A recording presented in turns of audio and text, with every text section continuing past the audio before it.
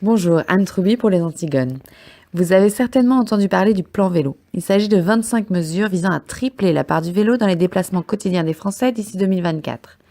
L'affaire a fait rire, surtout lorsque le gouvernement s'est senti obligé de poser devant l'Élysée à vélo, abandonnant pour l'occasion chauffeurs et vitres fumées. Le sujet est pourtant tout à fait sérieux dans la mesure où il est un nouvel exemple de l'inquiétante dérive totalitaire d'un État devenu tout-puissant.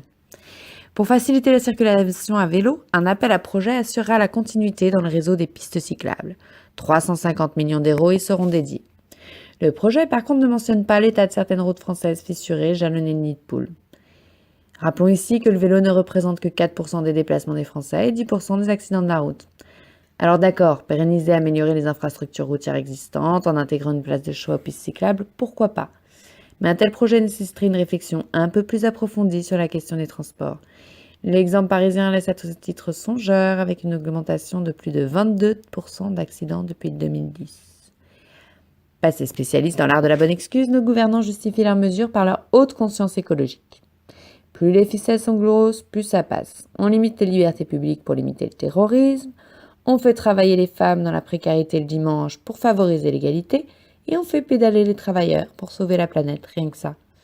Le simplisme de tels argumentaires est révélateur du mépris croissant des élites, qu'elles soient politiques ou médiatiques, pour les masses qui ne comprennent décidément pas que d'autres puissent savoir ce qui est mieux pour eux, sans daigner les consulter.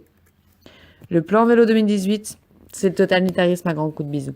L'État, supposé être garant de l'ordre public, se donne désormais pour objectif de modifier les comportements quotidiens en vue de façonner l'homme nouveau qui servira à l'idéologie du moment. Un jeune professionnel célibataire, urbain et connecté, qui consomme bio, passe ses week-ends dans des expos d'art contemporain et ses soirées à questionner la limite de sa sexualité, le tout à vélo bien sûr. In fine, cet homme nouveau, c'est un être humain déraciné, sans attache ni géographique, ni historique, ni familiale, qui n'existe que dans un face-à-face dangereux avec l'État. Pour couronner le tout, ces nouvelles mesures seront l'occasion de récolter de nouvelles données statistiques sur les Français, de mieux cerner leur comportement et de mieux tracer les habitudes quotidiennes de chacun. Le plan vélo 2018, c'est le fichage généralisé. Il prévoit en effet l'immatriculation systématique des vélos neufs dans un premier temps, puis des vélos d'occasion bien sûr. Il n'y a décidément plus grand-chose qu'on puisse prêter, échanger, donner sans contrôle étatique en France. Mais bon, il faut bien lutter contre le marché noir et la fraude fiscale, tous ces vélos qui échappent à la TVA, ma bonne dame, quel manque à gagner. Évidemment, un fichier consultable par la police sera constitué. On ne sait jamais. Il pourrait s'avérer utile lorsqu'un terroriste décidera de lancer une attaque kamikaze avec le vélo qu'il aurait acheté à la brocante du coin.